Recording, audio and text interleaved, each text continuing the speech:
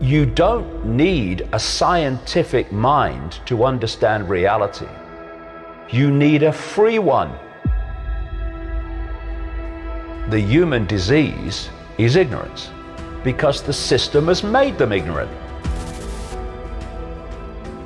They are ensuring that basically, as much as possible, you only see what you already believe.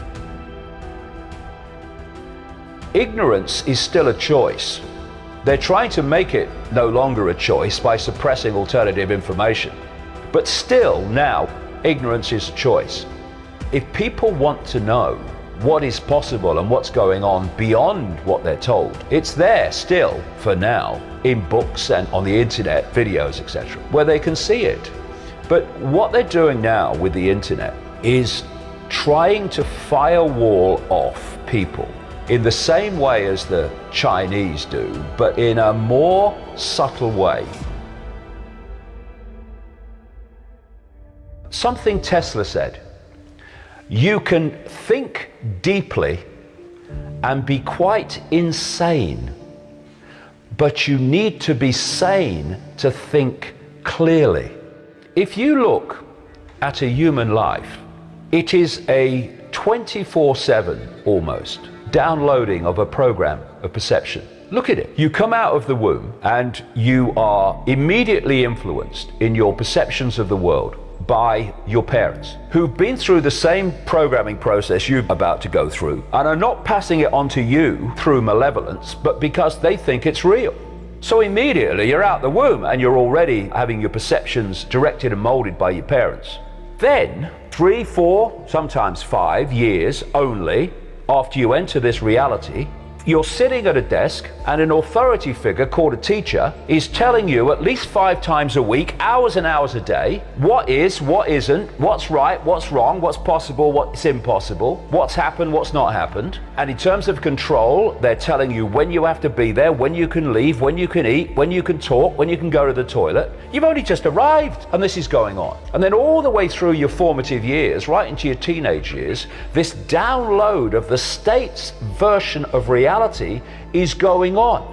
At the same time, your parents, when you're younger, they are confirming that what you're being told at school is true. All the people around you, your peers and your friends and your acquaintances, are going through the same programming system. Every time you turn on the mainstream media, and much of the alternative, let me say, they are telling you the same thing is true. And so on and on and on it goes. And then there's not only the download of the perception, there's also the policing of the perception. If you challenge what you're being told at school, then you are a disruptive influence in the classroom. If you question what I call the postage stamp consensus, what this download is telling us to believe in terms of its narrowness of possibility, then your peers ridicule you or call you crazy because you're challenging this norm. Next stage, you go into the adult world. You go into politics, you go into journalism, you go into medicine, you go into science, you go into the corporate world, you go into education to be a teacher or an academic. And what are you taking in to those institutions? The core programming that you've been downloading since the day you were born. Actually before, in the womb, through the mother as well, perception programming. All the way through your life, you are being bombarded with a sense of normality and a sense of the possible and a sense of reality, which is so powerful in controlling people's perceptions. This is what you're dealing with. You're dealing with people who are so programmed, they cannot literally think outside of it. So, as Tesla said, they can think deeply within the program, but they can't think clearly, so they see beyond the program. Why do animals know when an earthquake's coming? Why do they know when there's a storm coming before humans do?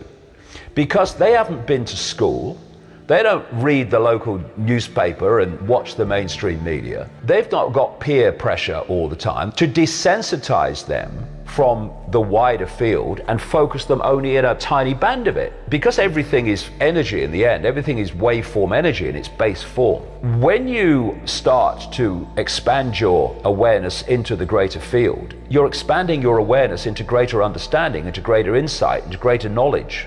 And that's the last thing that the few seeking to enslave and direct billions want you to do. They want you isolated in a sense of little me, in a sense of everything's apart from everything else, rather than we're all expressions of the same awareness having different experiences. And so the system has been set up to pressure people from the earliest age to sense and self-identify themselves with the labels of experience rather than the infinite, eternal totality of who we really are. We're at this fork in the road where people have to choose. Are they going to go on being controlled sheep and robots of the control system, or are they going to wake up and take the road to freedom? And that's the choice that people are facing now and will face ever more blatantly in the next few years.